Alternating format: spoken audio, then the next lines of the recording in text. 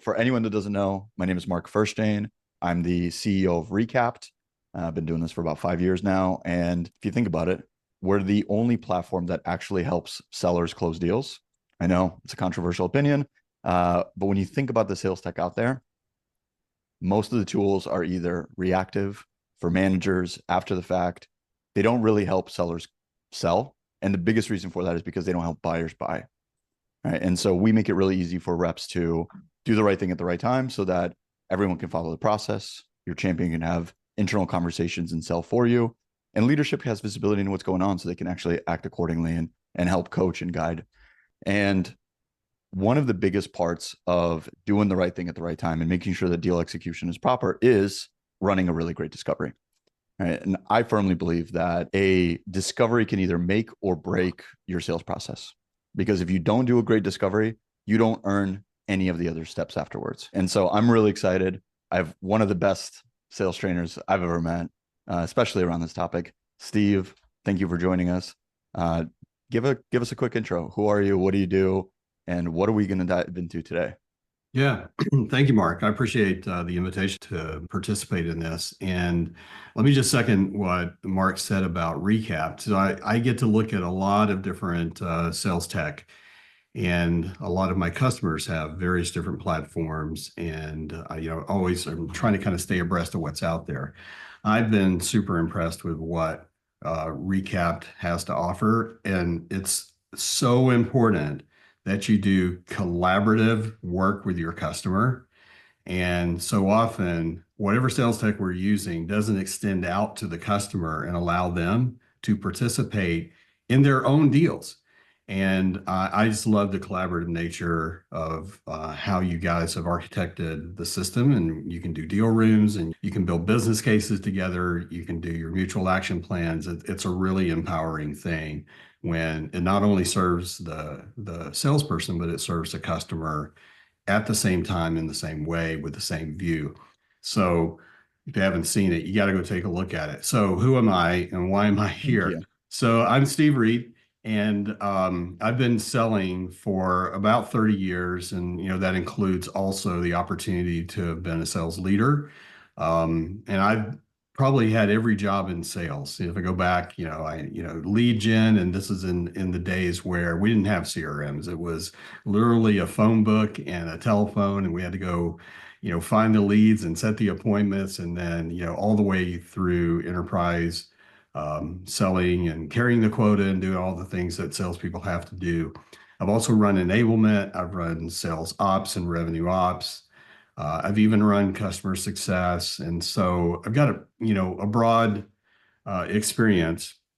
And about 4 years ago, I was thinking about where I was in my career and what I wanted to do with kind of the last, 3 or 4 laps, if I think about this as like a marathon. So how do I want to end? And I wanted to run hard all the way through the tape, but also do the things I'm super passionate about. And I decided the best way to do that would be as a consultant. So I started my own company, and I come alongside folks and help them with really any and everything having to do with revenue acceleration. And that can be training, that can be operational tune-ups, it could be helping build sales comp plans or strategies. So that's what I do here at Venatas. And, we're excited about having the opportunity to talk to all of you. That's amazing. Well, and hopefully you pick up some new clients after today, but That'd be fun. Yeah, anybody that needs help. yeah. For Well, sure. I can back it up. I mean, Steve has been advising us on some stuff and already the feedback that we've gotten. But anyways, let's jump right in. I know we're 10 minutes Sure. in. Uh, Yeah. what is the number one thing that most reps do wrong with discovery? And, how is your framework different? Yeah. So I fell into this trap too. And I think the number one thing is that we talk about ourselves and we talk about our product, and we spend the majority of that initial discovery meeting not really discovering anything much about them, but trying to have them discover a lot of stuff we want them to know about us. And there really needs to be an order of how that conversation goes. And the danger is when we just talk about ourselves, then the customer is searching for connection. Like, is what you're talking about what I need? And we're dumping so much information on them that just mentally, there's a lot of processing that they have to go through. And they hear us say something or show a feature, and they start thinking about, do I need that? How would I use it? And we are still talking, and we've introduced three or four more things while they're still thinking about the thing we talked about before. And they never really feel heard and connected with. And we haven't truly uncovered what's the business issue that they care about, and can we solve it, and let us tell them how we can solve it. So it's about putting the customer first in the conversation and then talking about us through the context of what we learn about them, what they want, how they can solve. I think that's the biggest issue. And one of the problems also is that it's kind of a well-known statistic, in fact, and enablement, that about 80% of all sales training is focused on the product. So teaching sales reps about what our product is, what our solution is, how to do the demo, how to talk about it, how to navigate it, how to the point where you can probably train it. And so then naturally, that's what we spend most of our discovery meetings doing, is talking about our product. And I'm not telling you to stop training on your product. I'm saying mix in some of these other key selling skills that your salespeople need to be more well-rounded. And one of those is knowing how to do great discovery. I couldn't agree more, right? I think we we always get in, we're like, oh, this is what we do, this is why we're so exciting, this is why we're changing the future. No one gives a damn, right? I think Yeah. ultimately people have challenges. They want to fix those problems. They want to get promoted. They want to look good in front of their peers. They want to work less. They want to earn more. It's the same stuff that's always been the case. None of that relates to how discovery, I think, is done 70% of the time, maybe I'd say, right? Yeah. Um, Yeah. so what is this 7-step framework? Like, what does a great discovery actually mean in your opinion? Yeah, so I've designed this seven-step framework really to put the customer first and to start a dialogue. So one of the things, like, I've looked at, oh, I don't know, several hundred gong calls of discovery across lots of different kinds of customers selling various different kinds of things. And one of the things I see often is that the salesperson's doing the majority of the talking, and the customer's doing a lot of just sitting there quietly and listening. You also want to look and see, like, where are the handoffs in the conversation? Are we checking in and getting, so there's not a two-way dialogue that's going on. It's not a conversation. It's really them sitting in almost like a lecture. And I don't think that's what customers are looking for. And it's not effective. If you follow the results of that type of a discovery call and see what ultimately happens, a large majority of those deals fall off right after the discovery. They just don't go anywhere because a customer was searching for connection and value and didn't find it. Plus, they're talking to other people that do similar things to what we do, competitors, and we all start to sound alike when that's what we do. Just show up and start talking about our product, and go on this endless soliloquy. So the thing that's different is we immediately want to get the customer engaged and the customer talking about themselves. So we start off with a series of Socratic questions so that we're asking them to talk about themselves. And so Mark has put up the sequence here. And so let me just kind of orient you to this. This is a 7-step sequence that we want salespeople to follow, and that I teach salespeople how to follow. And it starts at step 1, which is encouraging this dialogue, this two-way conversation to begin. And at this point, we really don't want to talk a whole lot about what we do. We want to learn about what they want. So we ask questions to gain insight. And there are three big things that we want to know about. We want to know, what is your business objective? What do you need to achieve? What do you want to do? The second thing is the obstacle. What's standing in your way today of achieving this objective? Why can't you do that? And the third thing is we want to know how urgent this is. Of all the things you can work on and all the things you can spend money on and all the things you can do, where is this issue and solving this issue as a priority? And so once we know that and hear that from the customer, we can start talking about what we do.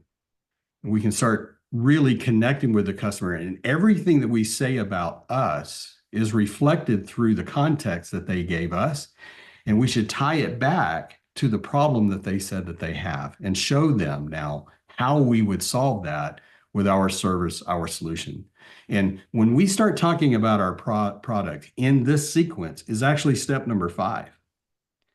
But Mhm. often we start talking about ourselves as step number 1, and we don't ever really get this value alignment, this ability to really understand the customer's issues and get a two-way conversation going.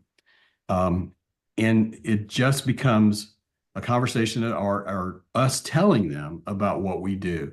So we're putting these steps ahead of that. And talking about us has a place, but it's later in the conversation when we've actually established a conversation and an understanding about the customer.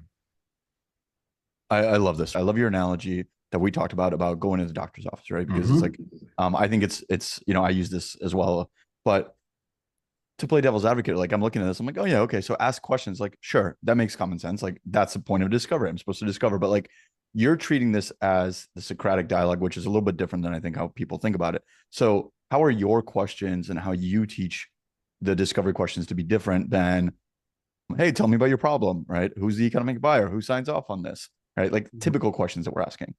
Right. We're asking questions with the intent to understand those 3 things that I've mentioned. What's your objective? What's the obstacle? And how urgent is this? And so we often will ask questions that are more technical in nature. How are you doing this? And what do you use for that? And have you tried that? And those can have a place. But really, we want to make this high level. We want to understand the big issue that is driving the customer. Now, look, there's a reason why the customer agreed to have this meeting with you. And it's not just because they put time in their schedule just to meet with vendors for whatever reason, right? That's Yeah. nobody does that. And so we want to sort of understand what was driving your interest to have a conversation with us in the first place. And that's a great way to talk. Like, tell us about your current situation. Why is this meeting important to you? And when we get them to do that, then we start this dialogue. And in what normally will be revealed immediately is, well, we've got this thing going on that we need to solve. And that's why we wanted to talk to you, because we feel like maybe your company has a solution for this. We did some research, we see what you do. We want to know more about that. Okay, well, tell me more about your issue. Help me understand, like, what have you tried? What have you learned from what you've done? What's making that hard? What's causing that to be a challenge and not getting you where you want to be? So again, I'm not offering my solution yet. I'm digging deeper to understand the nature of their problem and how much they feel that this issue is causing an issue for the business. So that when I do start talking about myself, I can be accurate. So you mentioned the analogy of going and seeing the doctor. So we go to the doctor because something's going wrong here. We're not feeling great. We got some kind of symptoms. If we walked into a doctor's office and that doctor walked in and wrote out a prescription and handed it to us and said, "Take this, you'll feel better in a couple of days," without asking us questions, without taking our temperature, our vitals, without really doing any kind of investigative type of work to arrive at a diagnosis, how much would we trust Yeah. this prescription and what would we be feeling? I think we'd be feeling like, what the heck just happened? Like, I'm not doing that.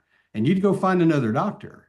Yeah. So, what you would expect is some engagement with a true professional who's going to want to know about me, you know. And in the doctor analogy, have you been running fever? How high is it? They're asking these clarifying questions. Tell me what's going on.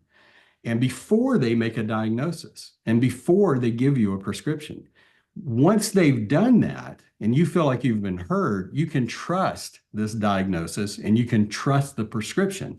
So, putting that into sales language, if we don't ask and figure out and engage with the customer to understand what they're going through, how they're feeling, what's been going on, what they've tried, what results they're getting, what they care about, how big a deal is this, then we're just walking in essentially and talking about our treatment plan without ever really understanding what the true diagnosis is. And we're not building that trust and credibility yet.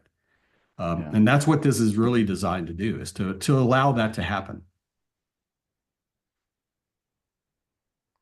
I love this analogy. I think, because the other point is like you might not even be sick, right? You might think you have this crazy sickness, but if the doctor actually knows something, they're like, actually, no, it's just the weather, it'll pass in 3 days. Come back then. Right. Right. And like, I guess like if we continue with this analogy, right? And again, I'm guilty of this too. We do this research, we look at a vendor, we do a demo, and we come in thinking that like we're actually the doctor. And if we come in and we're like, we know what the problem is, we need this, here it is, and the sales rep is just like, okay, great, here it is, or the doctor's like, okay, great, here's a prescription. Like, how much trust are we going to actually have in that person? It's probably little, right?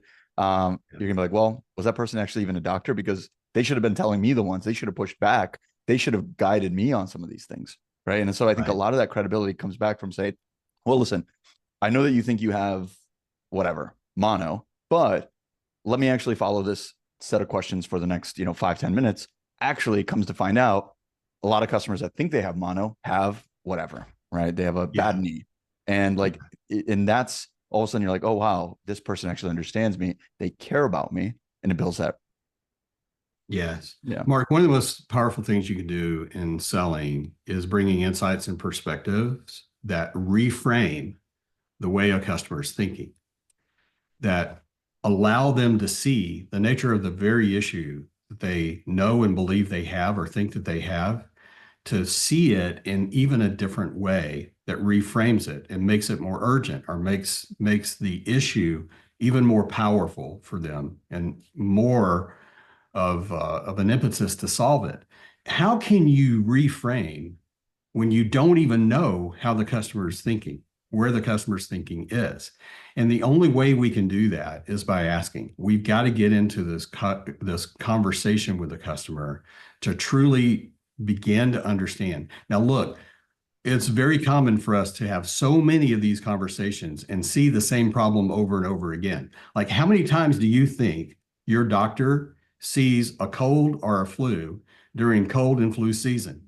Over and over and over again. And they can be very presumptuous to think, well, this is another one of those, right? I know exactly what to do. But a good doctor is going to listen to you. They're going to hear it from you. They don't want to miss anything important and misdiagnose. And they want to build confidence with you as well. So you'll follow the treatment plan. You'll do the thing you need to do to get well. If we want our customers to get well, that is, to solve this business problem and get to a better place, we've got to build that trust and credibility. And even if we've seen it over and over and over again, we kind of understand what's happening, letting the customer give voice to put into their own words what they're going through, what they're feeling, what they're seeing, what's happening, the results or lack thereof, is really powerful for not only us, but for them. And it gives us a framework that we can use to talk about what we do and how we can solve things, because that's what they're looking for. I will tell you that customers don't buy your solution. They don't buy your product.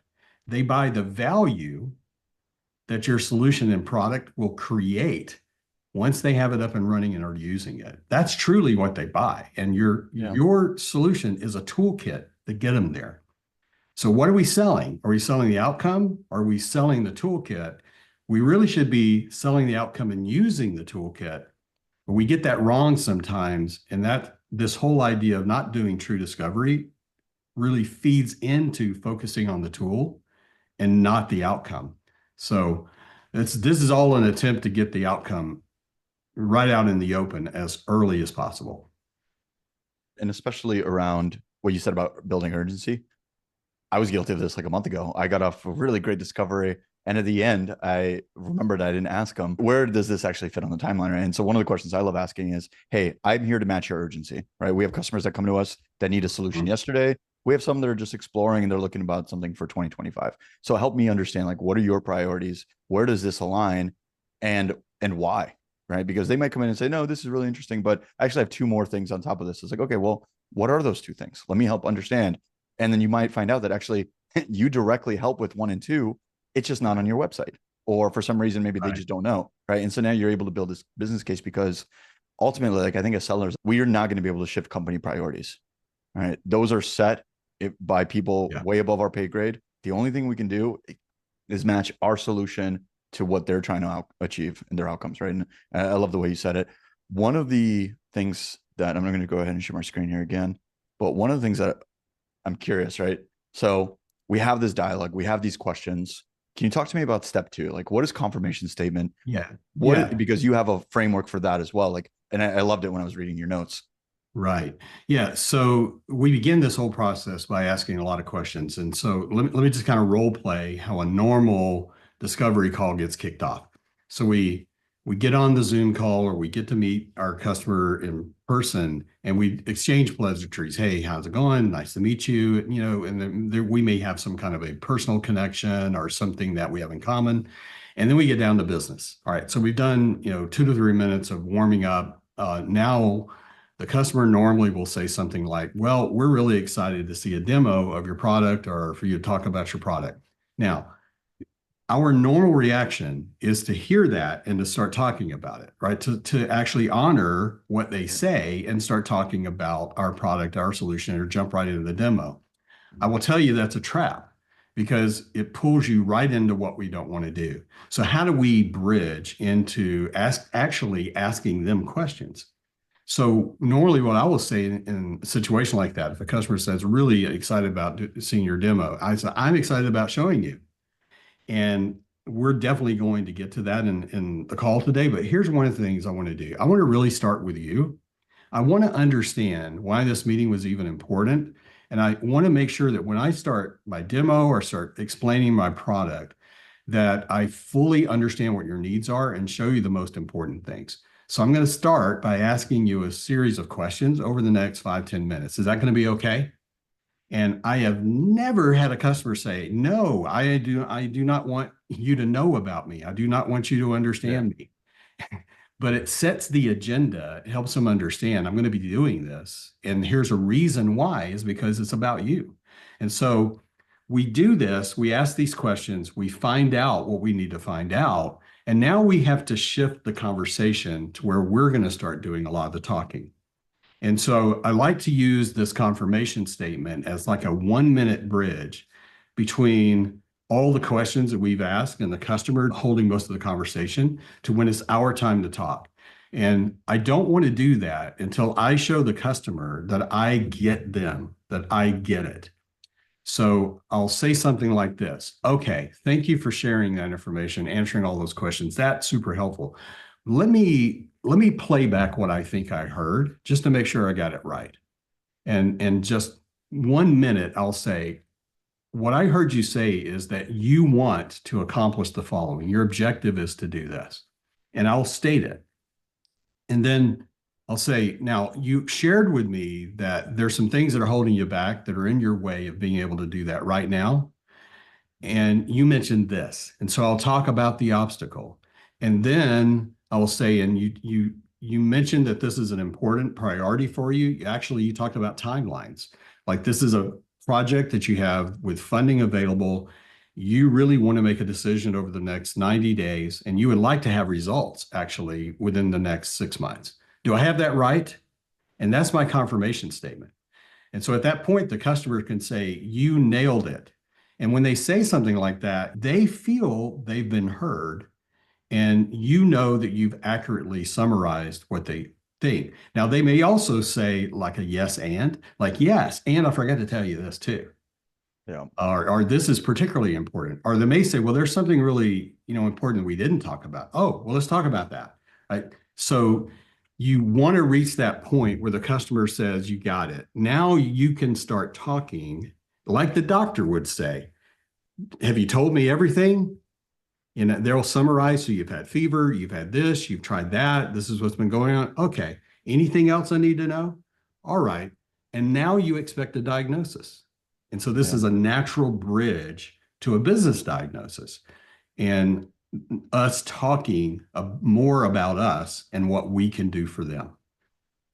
The other really cool part about this is if you do it right, And what you just said, that confirmation statement essentially becomes the blueprint for your business case that you can start putting together. Right. Right. And so instead of sending like a recap email, this could now just be something that you start working on in a doc or whatever with them on, hey, this is what I heard you say. Right. These are your Yes. words. And if I'm Right. wrong on any of this, let's collaborate together. Right. Which is how we started the beginning of the call with. Um, Right. I, I loved a graphic. I'm going to jump, if it's all right with you, Sure. to something that you shared here. Right. Yes. Talk to me about what we're looking at here, right? Like the one thing I think for me, like I loved the way that this is broken up in terms of what you should be doing and when, right? Like my entire business is about helping people do the right thing at the right time, right? So like Yeah. for me, one thing that kind of stood out to me, we talked about this briefly, is like the three buyer whys, right? We started incorporating this in our business and it's been transformative. Why do anything? Why you? Why now? But when you Yeah. usually hear about this, you always hear about it in a different order, right? It's always why change, why now, and why you, right? But you have Yeah. it different. Can you talk to us a little bit about this screen in general, and then also like Yeah. the buyer whys? Yeah. So let me just orient you to the idea overall. Like, what's the global idea behind this thing? Well, over my career, particularly as I got into leadership, I needed to do some coaching. I needed to do some training as part of what I did. And there were times where I didn't really have an enablement or training resource. I had to do that too. And so I started developing training, and I would also borrow from things that I'd already learned from other people, and I would teach that to my sales team. And so I found out over time that I had quite a bit of training curriculum. And when I got into this job of being a sales consultant and training, I went back to all this stuff, all this content that I had, and I was thinking about a way, how can I put this into a system? And this idea of winning moments came to me. So let's think about the sports analogy real quick. Right now, we've got the World Series going on, and Yep. we've got players who have to perform in winning moments. And those can be different kinds of skills that they have to use. So when they're at the plate, they're going to have to hit. And that's a skill that's different from fielding or from running or from throwing or whatever, playing defense. Same player having to apply different skills. Each one of those moments that they have to use that skill is a potentially winning or losing moment for them in that moment, but also the entire game. They have to deliver. And so you have to have a practiced set of skills that you go back to when the moment calls for it. And that's what I'm trying to kind of lay out here is every sales process, every sales pursuit has winning and losing moments. And you will use a collection of skills, and it has to be automatic. You have to have the skill and know when to use it and slip right into it. So the way I like to think about it is what are those moments and what do they align to? And for me, they align to these three big questions that customers have to answer before they will say, I'm ready to buy from you. And it starts out with, why do anything? Do I actually have a problem that I'm willing to spend time, money, and resources to solve? Because we all know that businesses will know about problems that they will not spend time, money, and resources to solve. They will just live with it. Yeah. And this has to rise to a level of priority where they will say, no, this has to be fixed. And I'm willing to spend time, money, and resources because what happens after the sale, the thing that is the value of doing this, is worth going after. So this why do anything? The second question in my mind is, well, then why you? Why your solution and why working with you? I've got a lot of options. So I have to, if I know I want to do something, I have to figure out who do I want to work with and what solution do I want to buy. And then I think it's why now?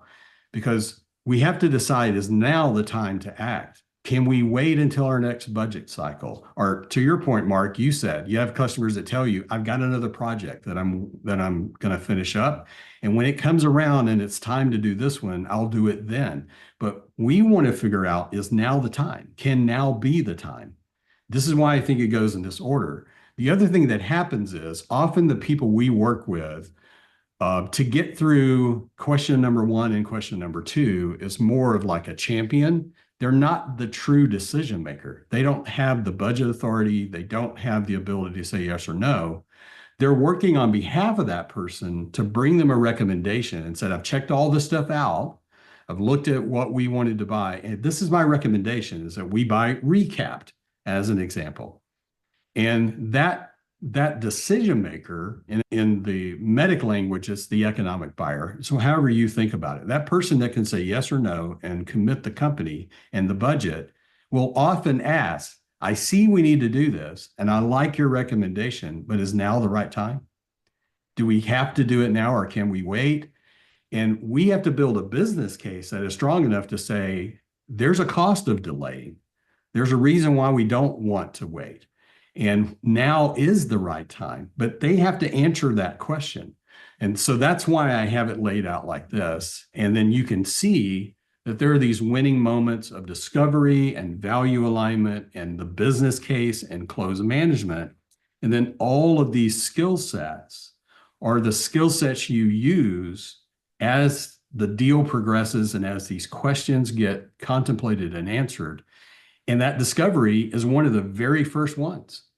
Yeah. It's real early in the process. And I will tell you that if you don't win discovery, you may not get invited back to even get to participate in the opportunity to answer the other questions. And so that's why discovery is so important. Yeah. Well, if you shot your credibility and they don't believe, and you're just like every other vendor, but three of the Right. other vendors are cheaper than you, or they go golfing with one or whatever it is, it doesn't matter, right? Right. Uh, Right. right, and especially around making it buyer focused, because so much of what we talk about is tailoring your sales process to be part of the buyer centric buyer journey ultimately, right? Right. Delivering that experience, because like Right. all of these things that you say, like it doesn't matter how great your sales process is if you're not enabling your buyer and you're not putting yourself in their shoes. Sorry, but you need the buyer in order to get a deal done, right? You're not writing a check for Right. yourself. And Well, I would so, just tell you, customers don't care about our sales process. yep, They don't care about what we've got in our CRM. They really don't care. They do care about their buying process and about their decision process. So whatever we do really needs to be focused on what the customer cares about and should be completely aligned to be supportive of helping the customer make a great buying decision and to answer these three big questions. If we have a sales process that runs counter to that, that isn't designed to align to what the buyer cares about, then we've got a fractured sales process. And it might explain why some of our deals end up in no decision, take a long time to get done because we're not aligned with the way the buyer is thinking about this and the way the buyer wants to interact. absolutely. If I may make one disagreement or Sure. recommendation, move that mutual action plan piece all the way to the front. But I like it. I I'm like it. slightly biased. It's okay. We can Yeah, certainly do that. And yeah. you've got a platform that allows us to do that in a really, awesome way. I swear I'm not paying him to say these things. So, uh, Steve, being mindful of time, and if anyone has any questions, drop them in there. Would love to save some room for Q&A. But let me ask you, right? Like, we see this every now and then, especially on outbound calls. You have a buyer coming in and maybe they only have 10 or 15 minutes, or they're coming in and they're like, listen, just get to it. Show me the solution. I'm not here to answer any questions.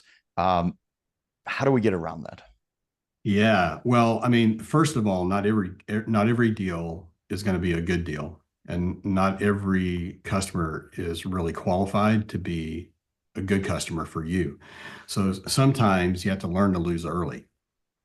Because imagine working with that customer over a period of time and are even taking that customer on with those kinds of interactions and expectations. Now, it doesn't mean that it doesn't happen. And it doesn't mean that sometimes you can't turn around the thinking of a client that really, really starts with the kind of attitude you're talking about and you can win them over, whatever. But it also can be a warning sign. You need to be looking at that realistically. And I think it's okay to sort of push back and say, well, first of all, this is an important decision, I imagine. And I want to be thoughtful about it. I think me understanding more about what your needs are is going to actually be helpful for you to know that we can solve that problem for you and that we're the kind of person you want to work with. This is why I would like to ask these questions.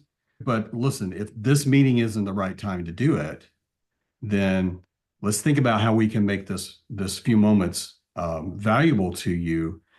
But I got to tell you, we probably need to keep talking when you have more time and when we can really dig into the issues that I need to know about in order to help you the most.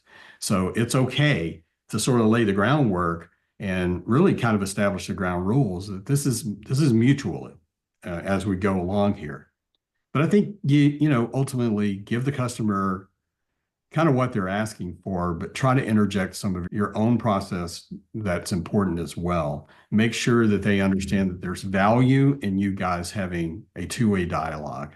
I honestly, I've definitely had customers who start out the way you're talking about, who really come on, sort of assertively and I only have a minute, cut to the chase, that kind of thing. I get it.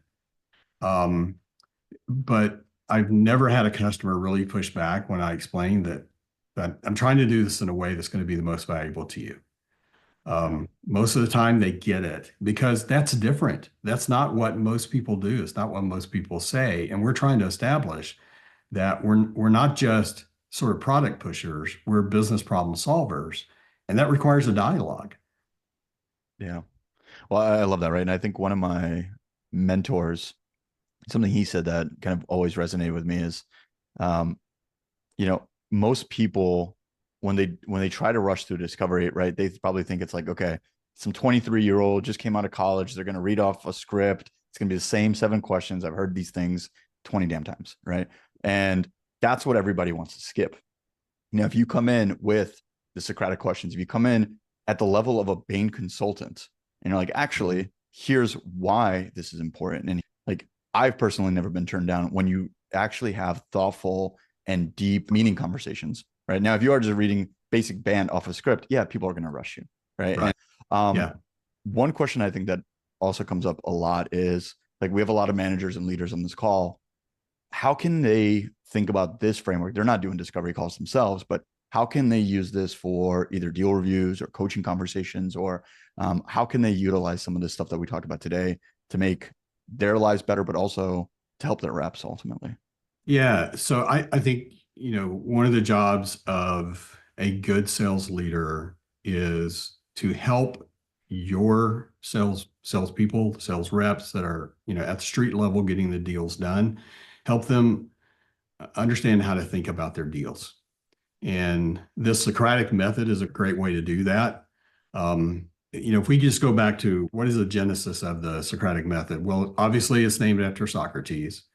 And the thing that he is known for is not doing the normal thing, that is going to the forum and standing up and, showing off his oratory skills by talking for an hour and, pontificating. Well, that was common. That was just sort of a thing that a lot of those folks did. What he did instead that was really different is he would not stand and talk. He would start asking questions and engaging the audience in the conversation. And in doing so, they would uncover and reveal truths that were deeper than anything that he would just stand up and talk about. And it was more of a collective learning. And there's a lot of power in collective learning when you begin to have group think and some really cool, interesting things happen physiologically and with brain science and psychology when you involve other people in the conversation. And that's what he did.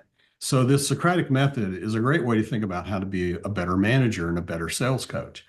Instead of telling the rep where their deal is, based on all the knowledge that you have, ask them where they think it is.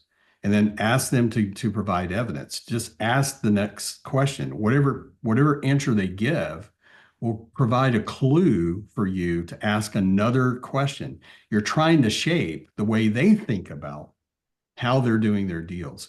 It's very common for the sales rep to miss some of the obvious things that somebody else can see because they're wrapped up in the emotion of winning the deal and being competitive and not giving up on it or whatever, doing whatever, and hearing a lot of things that sound positive from the customer that are feelings that are not backed up by facts.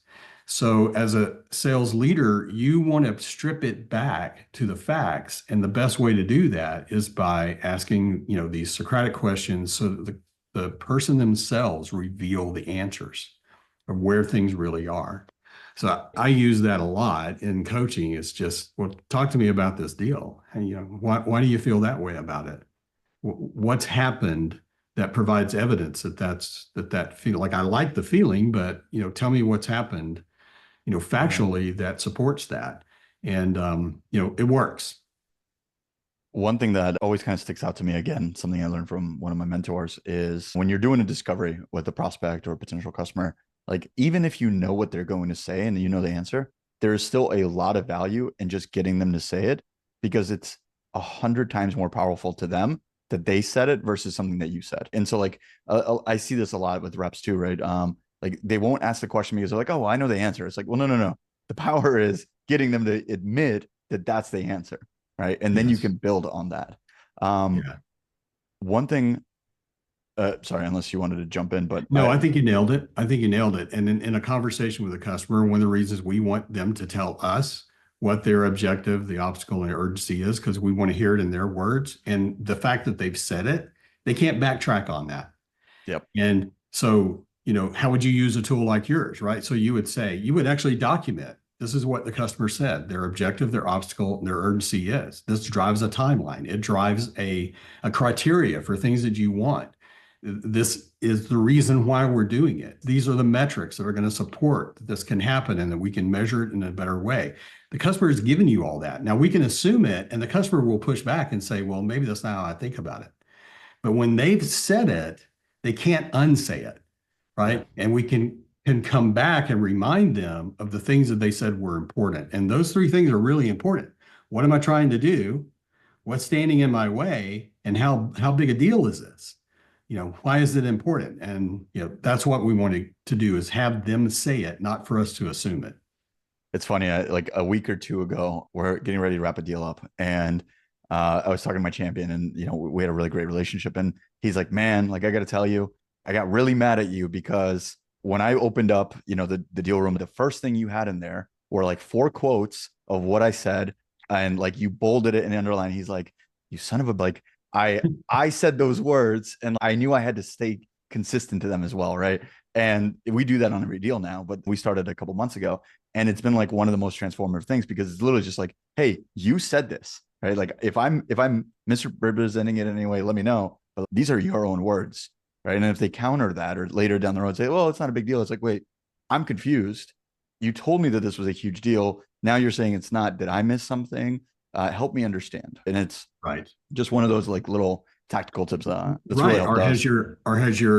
has your thinking changed? Yeah. Because this is what you shared when we first started talking about this. And so therefore I've been pursuing this in a way, that's in alignment with what you told me. Now, if Yeah. things have changed, let's talk about it.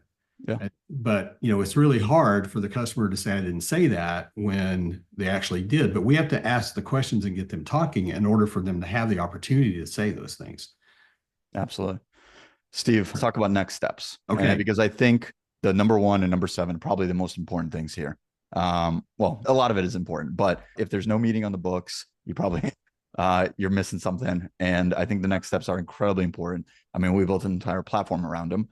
Talk to me, like what in your opinion is a really great way to wrap up next steps and do it in a way that speaks to the rest of the framework. Yeah, Mark, the way I view it is actually 6 and 7 really go hand in hand. And again, going back to these calls, these gong calls and things like that, that I would analyze, what I would see over and over and over again, that the sales rep would run out of time while they were wrapping up a demo. And they Yeah. would sometimes even say, well, okay, well, I got a hard stop. And, and the customer would say, I'm getting off. And they had not talked about 6 and 7, which is decision insight and next steps. They didn't have anything on the book. So how would you end that? Well, I'll send you an email and we'll get together. I'll send you some information. That is terrible. You want to have a solid, agreed upon next step in place when you end that meeting, because you want to know that they're ready to move forward and that there's a reason for you to get back together to continue the conversation and move this thing along. So you have to leave time for that. So this whole 7-step system is designed to be done in 45 minutes to an hour. And you have to budget your time as you're doing it. So what are those two final steps. So decision insight is when you ask the customer, tell me about how you would go about making a decision as to whether to work with someone like us. And who's going to be involved? How much time do you anticipate this taking before you're ready to make a decision? What are the critical things that have to happen in order for you to be ready to make this decision? So if they start talking about that, now that tells you what the logical next step should be. So if they've mentioned two or three other people that were not on the call that need to be brought into this conversation, then your next logical step is to say, well, it sounds like we need to get these three people involved in our conversation and caught up to speed. Let's set that meeting. Let's go ahead and put that on the calendar for now. Whatever it might be. So your understanding of their decision insight will yield a roadmap to what the next step should be.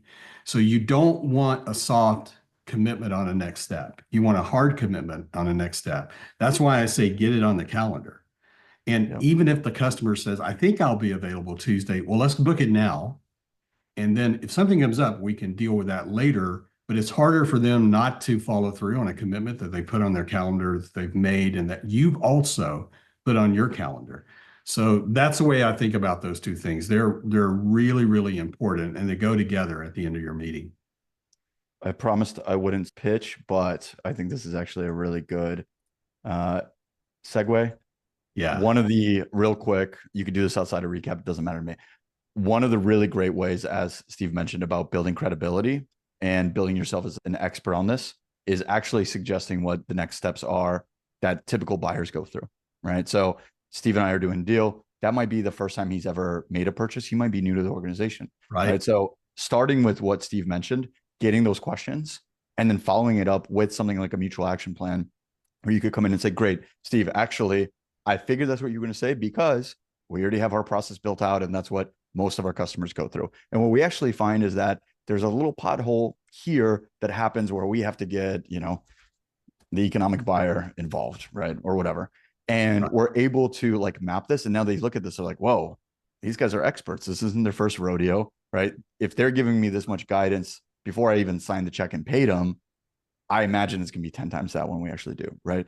So take Yeah. that a step further. Don't just do next steps and emails. Our data shows completion rates of tasks skyrocket when you actually set owners and due dates on them because there's a psychological aspect to it. So I just Yeah. think it's really, really great. Like, don't ruin a really great discovery by not following up with next steps because people are busy, things fall through the cracks. It's easy for things to fall through. Right. Yeah, Mark, I think each one of these steps where it's a mutual thing that I have to do and you do creates a social contract between the Absolutely. two of us, right? We don't want to break a social contract that we have with someone.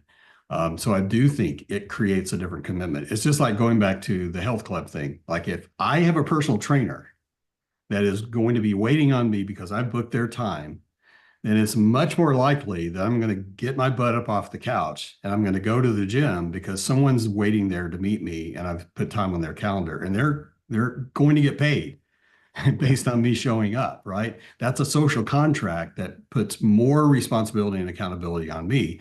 Same thing can happen when we have these things lined out and we've made an agreement together. So I think you're absolutely right. And your point about customer, like we sell all the time. So we think we're only working with buyers.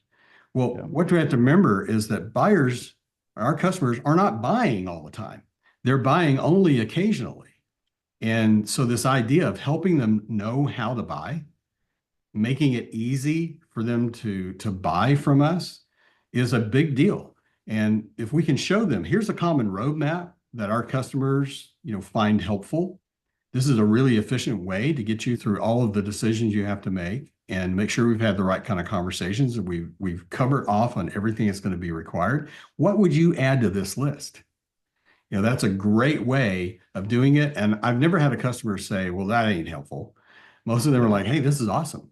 You guys are really organized. It talks a lot about how they believe it will be working with you. And they want to work with people who are squared away, organized, have their act together. We're tipping those things off all the time by the way we show up, the systems that we use, and how organized we are.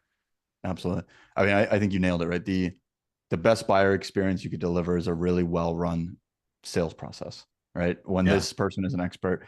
Um, yeah. And as Crystal said, helps you stand out. We've got 2 minutes here, and I also want to give you a chance to kind of self promote and talk about how people can find you. But real quick, jumping back, Tom asked, how does what you teach impact winning by design spiced framework? And then Misha asked, what have you seen change in the last 12 months from just the macro level? Yeah. Well, I mean, we can talk specifically about other methodologies. And look, here's the way I feel about methodologies. There is something great in almost every one of them. You kind of have to use the one that is going to be most appropriate for the type of selling you do. And in fact, I've had customers ask me, "Hey, Steve, what's the best sales methodology?" And what I always tell them is the best sales methodology is the one that you will use, the one that you will commit to, the one that you will, actually do, not just train on. So That's a whether good it's diet. spiced or bant or any number of things, what I will tell you is those systems are not necessarily the skills themselves. They're an organizing framework.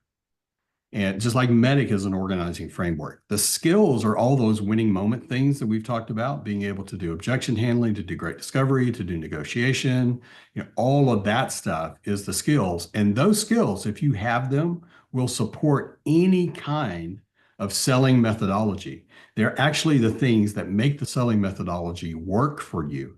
So whether that's spiced or something else, doing great discovery has a home inside of spiced and bant and medic and every other thing you can imagine, for sure. Well said. One of the things I loved about your framework that kind of like started this conversation is that it doesn't really matter what you're selling, right? Like those Right. questions are pretty much solution agnostic. Um, this has been fantastic. Thank you for your time. And obviously, thank you for everybody watching. So, everyone that registered, afterwards, you're going to get an email, obviously, with the recording. Steve was kind to share a breakdown of the 7 steps, as well as the most effective questions during that Socratic dialogue that people can ask, and Yes. literally the step by step framework that you teach. This has been amazing. Steve, where can people find you? What else, if they have any other questions, like what else can I Yeah. help with? Sure. Well, you can find me on LinkedIn, Steve Reid, and you certainly message me through there, connect with me on there. From time to time, I'm dropping content there that you might be interested in. Another way to catch me is just email me. Just send me an email to Steve at Venatas. So Venatas is my company, and I would be happy to hear from you if you got questions, if you want a clarification on this, if you want to set up some time just to talk about this. I'd love to do that. And again, you can either get me through LinkedIn or just sending me that email directly. And of course, like if this is interesting to you and you might want to explore some training or some of the things I do within that whole winning moments curriculum, I'd be happy to talk to you about that as well. And, maybe design an engagement that really works for what your team needs. So that would be awesome.